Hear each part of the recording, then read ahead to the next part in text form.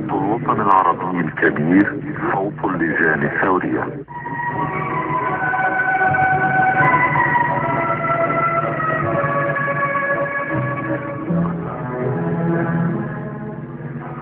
راحة الأمان.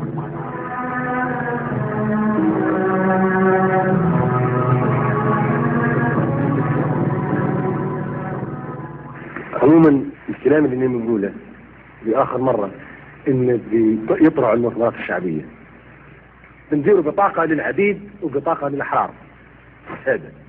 السادة اللي يحضروا المؤتمرات اللي يقرروا في مصيرهم فوق الأرض الليبية الحرة، والعبيد اللي ما يحضروش في المؤتمرات ويبغوا سيادهم يقرروا لهم مصيرهم. وأي حاجة نقرروها نحن السادة في مؤتمراتنا تمشي على العبيد، ولو يقولوا أخ نقطع رقابهم من سنة.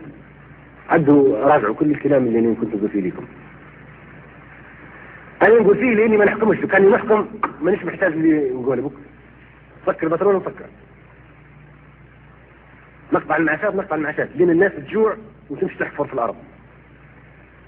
أنا اللي كان بنقعد في الحكم ناخذ جرار ندمر جميع المباني تاعكم اللي بنيتوها قبل 20 سنة. أول ما نبدأ من سوق الجمعة نمسحها من لعند وتاجورة. بيت ما يبعدش ويعود من خل، واللي قطع الخلا يزرعها غصبا عنه ويقول لا نقطع العرض هو وولاده علشان مصلحته. نجي توه باش هلا يعيشوا بسعادة. نجي انا اللي رب عائلة قال نجت له باش عائلته تعيش في سعادة، لأن هذا رب العائلة يجري ورا الدولار ورا الفلوس وبايع مستقبلهم وقطع خلاطهم وبنيت يحوش، وبعدين ناخذها من جنزور ونمسح فيها لعند خضرته. هذه الصورة أنا كان بنحكم عارف هذا ضرر وما نشاور حد، وناخذ جرار ونحول البيوت هذه كلها وندمرها على الناس اللي بنوها. يعني لما نحكم بنفسي سيكون حكم دكتاتوري مطلق وعادل ويقلكم للجنة بالسلاسل، مش يفرشها بالحرير على السكاكين.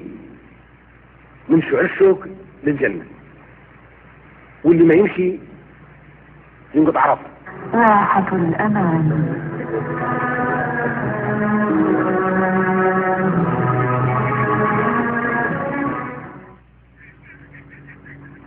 صوت الوطن العربي الكبير، صوت القائد الثائر الأممي معمر القذافي. قدمنا لكم صوت الوطن العربي الكبير، صوت اللجان الثورية.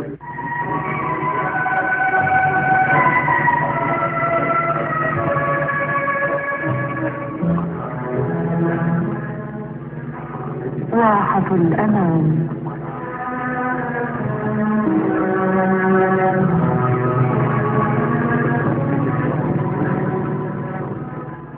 عموما الكلام اللي بنقوله لآخر مرة إن يطرع المؤتمرات الشعبية بنديروا بطاقة للعبيد وبطاقة للأحرار. السادة اللي يحضروا المؤتمرات ويقرروا في مصيرهم فوق الأرض الليبية الحرة، والعبيد اللي ما يحضروش في المؤتمرات ويبغوا سيادهم يقرروا لهم مصيرهم. وأي حاجة نقرروها نحن السادة في مؤتمراتنا تمشي على العبيد، ولو يقولوا أخ نقطع رقابهم من سنة. عدوا راجعوا كل الكلام اللي أنا كنت أقول فيه لكم. أنا نقول فيه لأني ما نحكمش، وكان نحكم مانيش محتاج اللي نقوله بك. فكر بترول نفكر. نقطع المعاشات لأن الناس تجوع وتمشي تحفر في الأرض. أنا اللي كان بنقعد في الحكم ناخذ جرار ندمر جميع المباني تاعكم اللي بنيتوها قبل 20 سنة. أول ما نبدأ من سوق الجمعة نمسحها من لعند وتاجورة.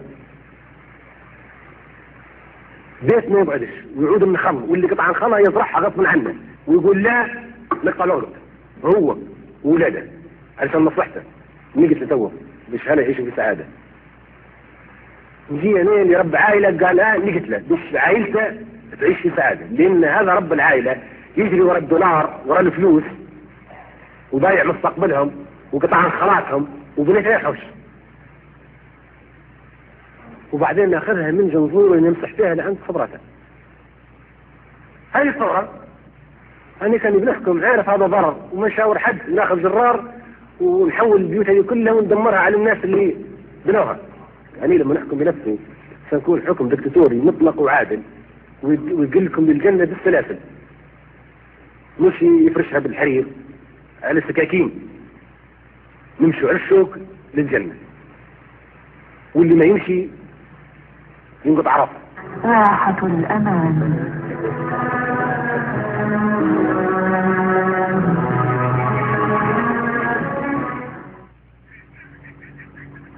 صوت الوطن العربي الكبير، صوت القائد الثائر الأممي معمر القذافي.